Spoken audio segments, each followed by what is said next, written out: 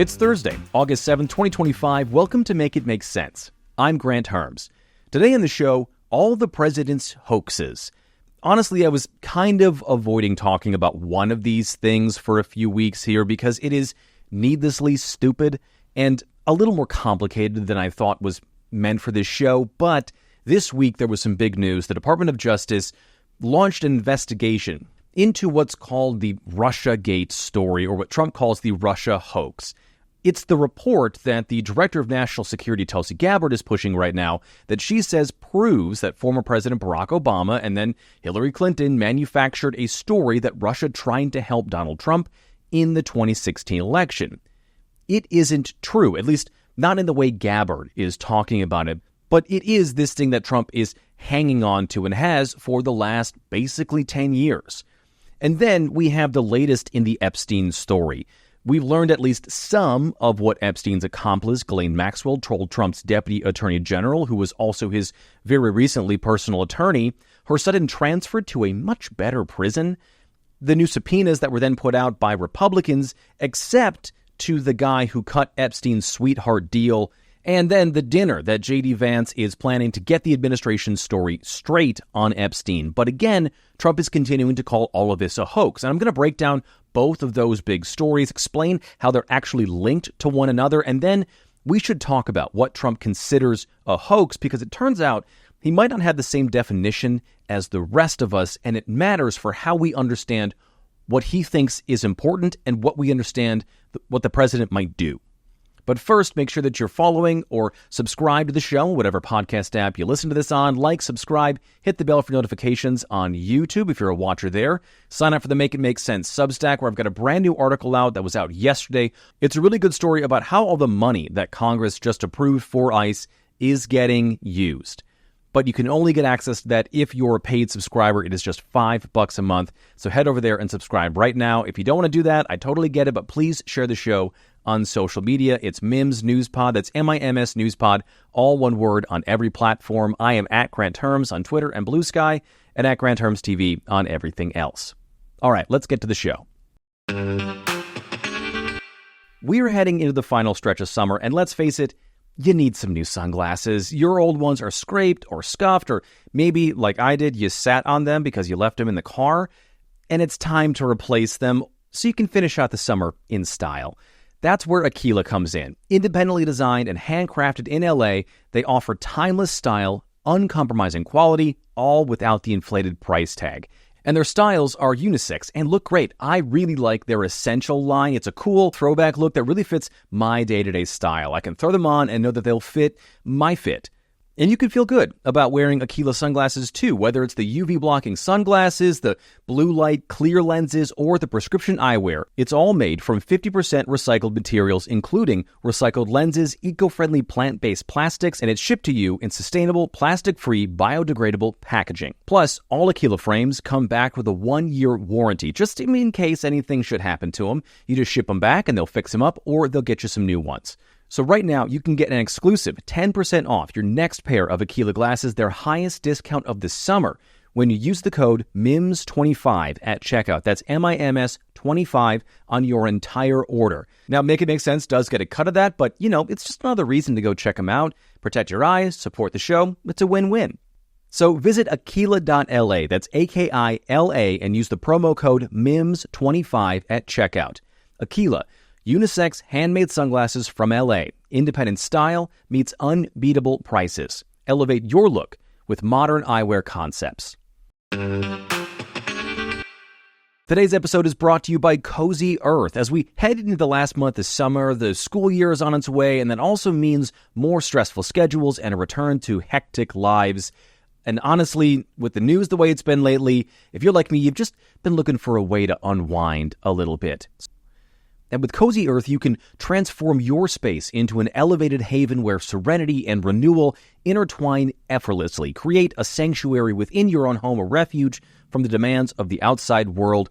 They understand the significance of finding comfort and tranquility in the midst of our hectic lives. Our 5 to 9 should consist of relaxation and rejuvenation, unwinding and embracing a sense of calm. I really like their bamboo sheet set, especially right now because it is still summer. The nights can get a little hot, but not under these sheets. They're super breathable, which means my wife and I sleep a few degrees cooler, which can make all the difference between a night of tossing and turning for me and a good night's sleep. I also really like their Luxe robe. I'm a robe guy. I know, say what you will, but I love them, and these are about as soft as it gets. I'll avoid planning things on the weekend just so I can spend a little bit more time in this robe. That is how good it is. Cozy Earth's products are a favorite among celebrities as well. Kris Jenner praises their bamboo sheets as her nightly essential, raving about how soft and cool they are for 7 consecutive years. 7. Oprah has included Cozy Earth on her favorite things list, and the brand has been featured on Good Morning America, InStyle, Better Homes and Gardens, and customers are saying things like the sheets are buttery soft, and the pajamas are the ultimate cozy treat. Plus, with free shipping on orders over $50, a 100-night sleep trial, and a 10-year warranty, Cozy Earth will bring lasting luxury and comfort into your home. Visit CozyEarth.com and use my exclusive 40% off code MIMS25, MIMS25. It's good on any purchase. It's the best deal, and you cannot find it anywhere else but right here. And if you get a post-purchase survey, make sure that you say you heard about Cozy Earth on Make It Make Sense. It makes a commission from the sale, which goes to the show, which helps keep me in my favorite robe. Again, visit CozyEarth.com and use the code MIMS25, MIMS25 for 40% off. Wrap the ones you love in luxury with Cozy Earth. All right, let's get to the episode. Earlier this week, the Department of Justice launched a grand jury investigation into what the U.S. intelligence community knows about Russian interference in the 2016 election, so nearly 10 years ago. The DOJ, at the direction of Attorney General Pam Bondi, ordered staff and a prosecutor to start building a case to say that former President Barack Obama, the Clintons, former FBI Director James Comey, and former CIA Director James Clapper were all in on a plot to manufacture intelligence that said Russia was actively helping Donald Trump in 2016. The reason they're doing this is based on a report that was put together by the current Director of National Intelligence, Tulsi Gabbard, who, by the way, has been described as a national security risk herself by national security experts because she's a known believer in Russian propaganda. She spreads it often on TV and has ties to Russian-backed dictators. Anyway, Gabbard said that her new construction of this evidence shows that the Obama administration had manipulated and withheld key evidence in a years-long coup against Donald Trump in what MAGA world calls Russiagate. In her words, it's tantamount to treason on the part of Obama, Clapper, and Comey, and Trump said he agreed last week when he lashed out at reporters during an Oval Office meeting, and then he posted an AI-generated video of Obama being put in handcuffs in front of him in the Oval Office. So, really normal U.S. president stuff. And I want to say, too, that this has been happening for a few weeks, and I had been choosing not to cover this on this show because, frankly, like I said at the beginning, it's stupid, it's provably false, and a distraction because it happened nearly a decade ago. But now the DOJ is looking at indicting potentially Obama, and now it's a story you need to know about. So Gabbard's story goes like this. In the days after the 2016 election, U.S. intelligence agencies said Russia did not and could not have interfered with election infrastructure, meaning literally changing votes. But then in December, while Obama was still in office, that assessment was pulled back, according to some new guidance. Obama then told the FBI and CIA to create new intelligence that said Russia did in fact interfere to help Trump win. It would be an explosive, U.S. history-changing kind of story if it were true in the way that Tulsi Gabbard's report lays it out. And the thing is, it's just not. Because there have been at least 4 different investigations into whether and how often Russia attempted to influence the 2016 election, and none of them fit her story. The first investigation started before the 2016 election, during the year that the Hillary Clinton email scandal was happening, in which 17 U.S. intelligence agencies said that Russia did in fact work to release hacked Democratic emails. The reason they were looking into this was in part because of the leaks, but also, if you remember, Trump asked Russia to interfere in that election at a rally during the campaign. That gives me a big problem. After she gets a subpoena, she gets subpoenaed, and she gets rid of 33,000 emails, that gives me a problem. Now, if Russia or China or any other country has those emails, I mean, to be honest with you, I'd love to see them. Russia, if you're listening, I hope you're able to find the 30,000 emails that are missing. I think you will probably be rewarded mightily by our press. That was a news story for weeks. It was talked about because it was so outlandish at the time, and man, weren't those simpler times. Then there was another investigation after Trump was elected. It was the Mueller investigation, launched by Republican Special Prosecutor Robert Mueller, who was appointed by Trump's Department of Justice to see whether Russia and Trump colluded to meddle in the 2016 election. Now, that report said that Trump didn't personally do anything, but Russia did, in fact, try to work with Trump associates to get Trump elected, and there were 34 indictments that were returned for both Russian and Trump campaign associates. To this day, the FBI has a most wanted page dedicated to Russian operatives who are charged with meddling in the 2016 election. But from herein, Trump world said the idea that Russia tried to interfere in the election is a hoax. As that all was happening, a Senate Intelligence Committee investigation was also happening, and it also found that Russia tried to interfere in the 2016 election on Trump's behalf. Here is then Florida Senator, now current Secretary of State, Marco Rubio, talking about those findings in a video. After interviewing over 200 witnesses and reviewing over 1 million pages of documents, we can now say three things without any hesitation. First, we found absolutely no evidence whatsoever that Donald Trump or his campaign colluded with Russia to meddle in our elections. Second, the FBI made some very troubling mistakes, especially by relying on a Steele dossier against the advice of the CIA and without verifying this foreign document or the sources that were used to create it. And third, Russia's still meddling, and now so is China and Iran. Also, for what it's worth, Rubio has been very quiet lately when it comes to this entire thing. And then in 2018, Vladimir Putin admitted during a joint press conference with Donald Trump to meddling in the U.S. election to help Trump. Did you want President Trump to win the election, and did you direct any of your officials to help him do that? Yes, I did. Yes, I did. Because he talked about bringing the U.S.-Russia relationship back to normal. He said, yes, I did. Putin, in front of the entire world, standing next to the U.S. president, said he directed Russian spies to help Trump in 2016. And in that press conference, Trump was very nice to Putin in a way that, at the time, surprised a lot of people, including Republicans. But again, the Russia story here is just a big hoax. And finally, there was the Durham investigation, named after special counsel John Durham, who led the investigation, who was appointed by Donald Trump and then allowed to continue under Joe Biden. That report found that, again, Russia did work to get Trump elected, was unsuccessful in trying to change vote totals, and that the intelligence agencies and intelligence community needed better protocols for working with sketchy information to create their assessments.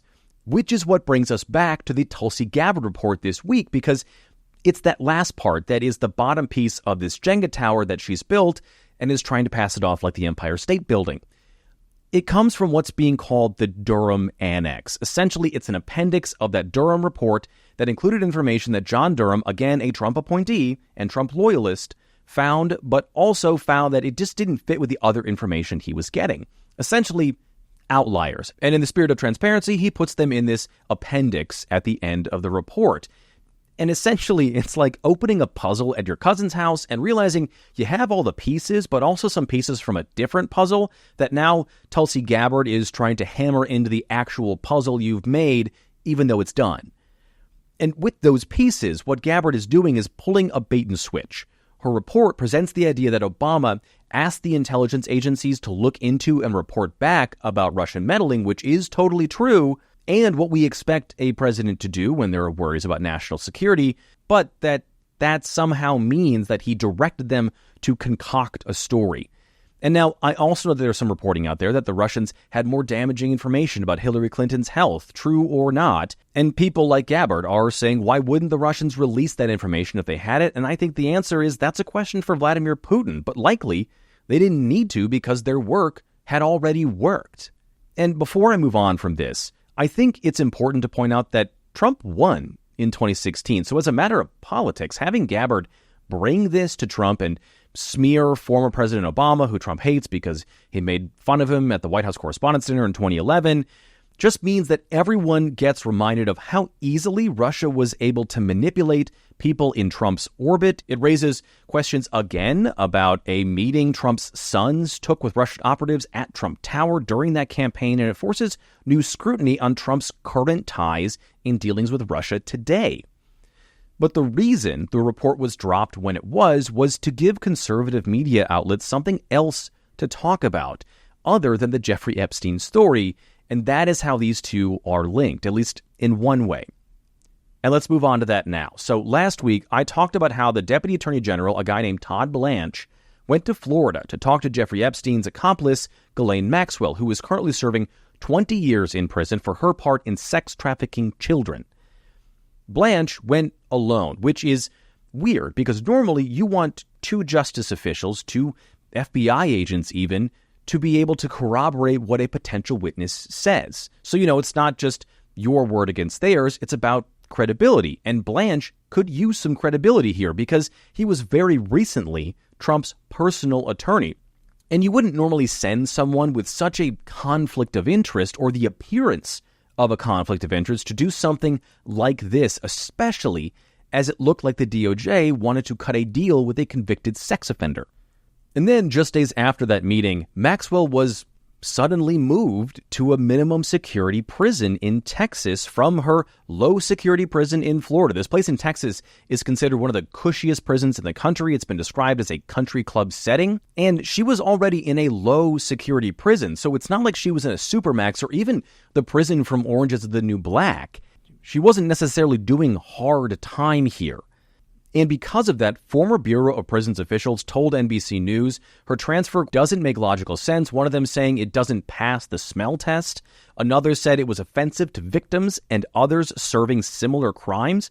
And the former chief of internal affairs for the Bureau of Prisons called it a travesty of justice. And not long after that transfer, sources told ABC News that the Department of Justice might release transcripts or even the video of Blanche's interview with Maxwell after they said Maxwell didn't offer any damaging information about Trump, but did talk about at least 100 other people.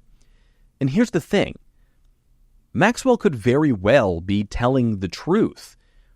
Would that track with how Trump and the White House have been acting, that they lied about the existence of Epstein's files or a client list, that Bondi told Trump he was in the files, that they had 1,000 FBI agents comb through and redact his name from those files? No, it wouldn't track. But she could still be telling the truth.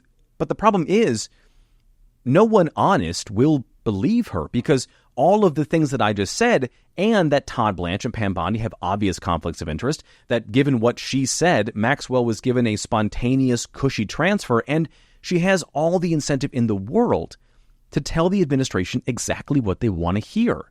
So even if what Maxwell is saying is true and could end this whole thing for Trump, it won't, because the process of their entire handling of this has not been above board. And while that was happening, the House Oversight Committee issued subpoenas of their own for the Epstein files from the Department of Justice. They want those delivered by August 19th. And the reason that this is a little odd is because the House is in recess right now because Speaker of the House Mike Johnson sent members home early to avoid having to deal with the Epstein story. But committees can still coordinate and do work while they're in recess. The full House just isn't in session, so that's kind of how this worked. And while they're demanding those files, they also sent subpoenas to former President Bill Clinton, who, like Trump, was listed as a passenger on Epstein's plane. They sent one to Hillary Clinton, also to former Biden Attorney General Merrick Garland, former Trump Attorneys General Bill Barr and Jeff Sessions. All three of them oversaw some part of the Jeffrey Epstein investigation. The committee also sent subpoenas to people involved in the Russia investigations that I talked about earlier in this episode. So when those hearings do happen, the Russia story and the Epstein story are going to get mixed together, and it's really going to muddy the waters and make this hard to separate. But then there was one name that wasn't on the list for these subpoenas, and it matters. It's a guy named Alex Acosta, who cut Jeffrey Epstein's original secret no prosecution agreement while Acosta was a federal prosecutor in Florida. He was also Trump's labor secretary after cutting that deal during Trump's first term until he was forced out over the Epstein story, which Acosta seems like a guy, if you're trying to get to the bottom of what actually happened with Jeffrey Epstein and Donald Trump and all these girls, Acosta's a guy who might know where the bodies are buried here, and if you were actually trying to get to the bottom of it, you'd want him to testify under oath. But we'll see what happens this fall. More subpoenas could still go out. And finally, in this Epstein saga this week, it looks like the White House is finally starting to try and get its story straight after weeks, if not months, of infighting. J.D. Vance was supposed to be planning a dinner meeting with the Attorney General, the FBI director, potentially the deputy FBI director, and some other high-up officials. And when Trump was asked about that in the Oval Office, here's how that went. Here's the man right here. I saw a report today, and it's completely fake news. We're not meeting to talk about the Epstein situation, and I think the reporter who reported it needs to get better sources. Look, the whole thing is a hoax. It's put out by the Democrats because we've had the most successful 6 months in the history of our country, and that's just a way of trying to divert attention to something that's total bullshit, okay? It's a hoax. It's bullshit. It also got moved after media attention, and we don't know when it's planned to happen now. But that gets to the final thing here, is that Trump loves talking about how he's the victim of hoaxes when it's usually just something that's inconvenient for him. Here's a quick list, and not an exhaustive one, of the things that Trump has called a hoax since entering U.S. politics. Obama's birth certificate, global warming, the dozens of women who have credibly accused him of sexual assault, the Russian election interference, the Mueller investigation, credible sexual assault allegations against now Justice Brett Kavanaugh, the phone call where he tried to withhold arms to Ukraine in exchange for a made-up investigation into Joe Biden. He was impeached for that one, and also called his impeachment a hoax, COVID as a virus, then people's fears about it, and then the number of people who were killed by it, mail-in voting in the 2020 election, the January 6th attack on the Capitol, the investigation into the attack happening at his direction, the Stormy Daniels hush money trial where he was convicted of fraud 34 times, him taking classified documents and storing them in a bathroom at Mar-a-Lago even though we have photos of it, the E. Jean Carroll case where he was found liable for what the judge said was tantamount to rape twice, his civil fraud trial where he was found liable for more than $500 million in fraud against New York. Whew. So, a hoax is supposed to be something that isn't real, but all of the things that I just listed there are demonstrably real, provably real. So for Trump to call these things hoaxes undermines the word itself, but also his use of it. And I think it makes it really hard for the public to see him as a victim here, which he wants to be seen as. He wants to be seen as the target of some broad conspiracy or witch hunt. But his approval ratings have hit new lows in the last week. It makes him the boy who cried wolf, or in this case, hoax. And we, as the villagers in that story, at least most of us, aren't buying those cries anymore. And when Trump has lost that kind of confidence in the past, he's become more erratic and unpredictable, and that will be something to pay attention to over this next month, at the very least, as these Epstein files are likely delivered to members of his own party. All right, I know that was a lot, so that is it for today's episode. Thank you so much for listening, if you are still listening at this point. If you like what you hear here, make sure you rate and review the show on whatever podcast app you listen to it on. Like, subscribe, comment, hit the bell for notifications on YouTube. It helps boost the show on YouTube. And as always, sign up for the Make It Make Sense Substack. It is just $5 a month to get access to all sorts of bonus content, including a brand new article that was out just yesterday. And, of course, share the show on social media. It's Mims News Pod. That's MIMS News Pod, all one word, on every platform. I am at Granthermes on X and Bluesky, and at Granthermes TV on everything else. Thank you so much for listening today. I'm Granthermes, and I'll talk to you tomorrow.